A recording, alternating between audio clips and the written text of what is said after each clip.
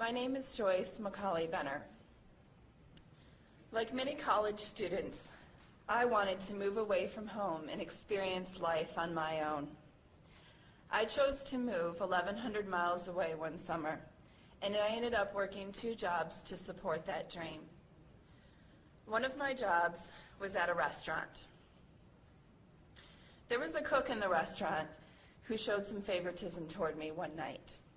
The other servers were annoyed as my orders came out faster and better and my tips increased. I didn't think much of it until I was pushed inside a freezer and the cook started to make sexual advances towards me. No matter the number of times I broke free, the same thing would happen again. Later that night, he raped me. For the next several weeks, I tried to just keep my life barely intact and my classes at a passing level. About 2 months later, I went to the on-campus health center for a checkup and I asked the nurse if I was pregnant. She assured me I wasn't and kept telling me that it would be negative. I wanted to believe in her confidence, but I had this nagging feeling that I was pregnant. 5 minutes passed and the clock ticked mercilessly. I don't know how to take care of a baby.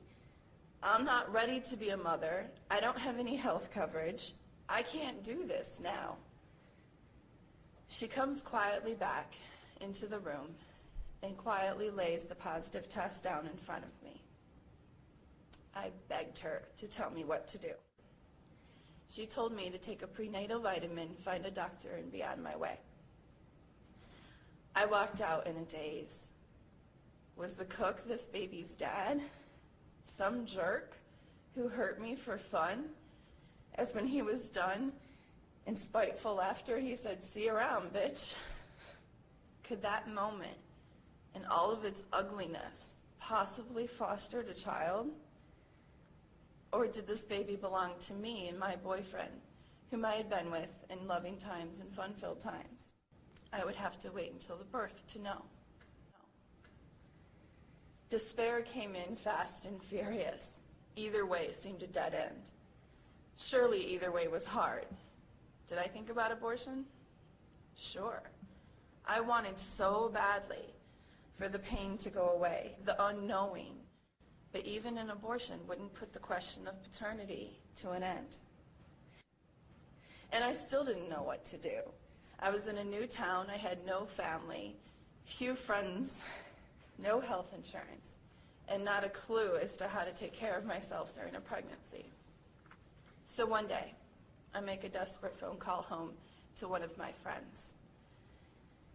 She made a comment to me that I'll never forget. She said, "Joyce, I know you're going through so much right now, and all you're feeling is despair and pain and loneliness.